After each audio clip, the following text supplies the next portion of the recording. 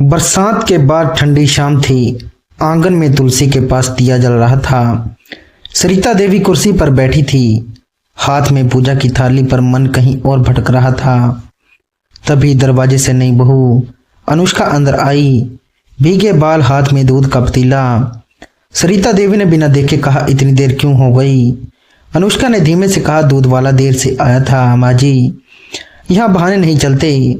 सरिता देवी की आवाज़ सख्त थी। अनुष्का चुप हो गई।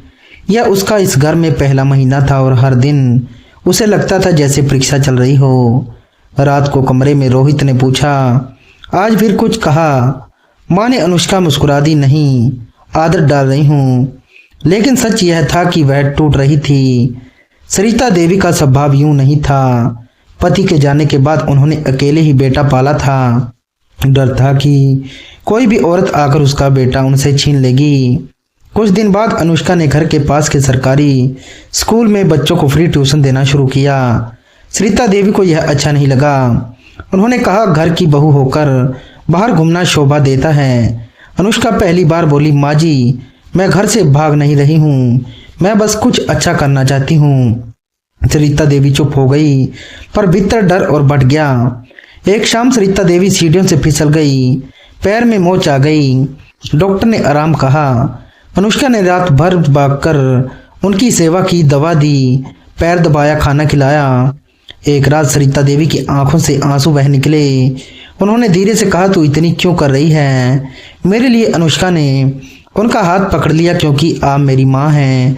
सरिता देवी जिसका पड़ी, बरसों बाद किसी ने उन्हें माँ कहा था। सुबह उन्होंने सबके सामने कहा, मैंने डर के कारण बहू को बांधना चाहा, पर यह तो मेरा सहारा बन गई है। अनुष्का की आंखें भर आई। रोहित मुस्कुराया। आंगन में आज हवा अलग थी, हल्की सुकून भरी। यह कहानी बताती है कि कभी कभी रिश्ते बिगड़ते इसलिए नहीं कि लोग बुरे होते हैं, बल्कि इसलिए कि वे डरे हुए होते हैं। और जब डर खत्म होता है तब प्यार खुद रास्ता बना लेता है। उस दिन के बाद घर में एक अजीब सी शांति आ गई। सरिता देवी अब हर बात पर टोकती नहीं थी, लेकिन उनकी आंखें अनुष्का को हर समय देखती रहती थी, जैसे वे किसी अपने खोए हुए हिस्से को बहू में ढूंढ रही हों। अनुष्का भी अब बिना घबराए उनके पास बैठने लगी थी। कभी चाय बनाकर लाती, कभी उनके साथ पुराने फोटो देखती।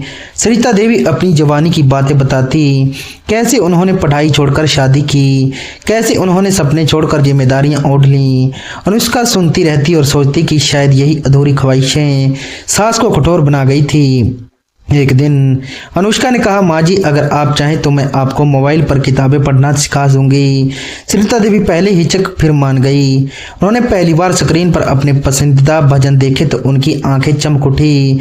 वे बच्चों को ट्यूशन जाते देख खिड़की से मुस्कुराती और सोचती कि बहू सच में कुछ अच्छा कर रही है। गाँव की औरतें अनुष्का की सलाह लेने आया करती, कोई बेटे की पढ़ाई के लिए, कोई सरकारी योजना के लिए। अनुष्का सबकी मदद करती। सरिता देवी को यह देखकर गर्व होने लगा, लेकिन ये बात कह नहीं पाती थी। तभी एक दिन पड़ोस की कमला बुआ ने कान भर दिया कि बहुत ज्यादा आगे निकल रही है। सरिता देवी फिर उलझ गई और एक दिन गुस्से में बोल पड़ी कि घर का ध्यान कम हो रहा है। अनुष्का चुप रही, लेकिन उस रात वह बहुत रोई।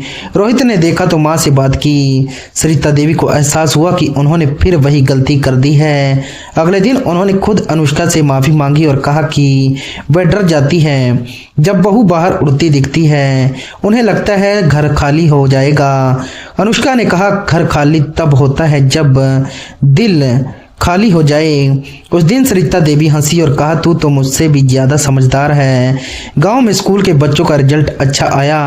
अखबार में अनुष्का का नाम छपा। सरिता देवी ने वह कागज संभालकर संदूक में रख दिया, जैसे कोई कीमती चीज।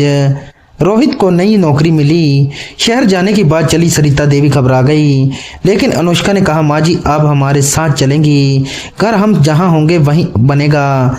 सरिता देवी की आंखों में आंसू आ गए, पर इस बार वह डर के नहीं, सुकून के थे, क्योंकि उन्हें पता चल गया था कि उन्होंने बहू नहीं बेटी पाली है और यह रिश्ता अब किसी नियम से नहीं बल्कि प्रेम से चलेगा।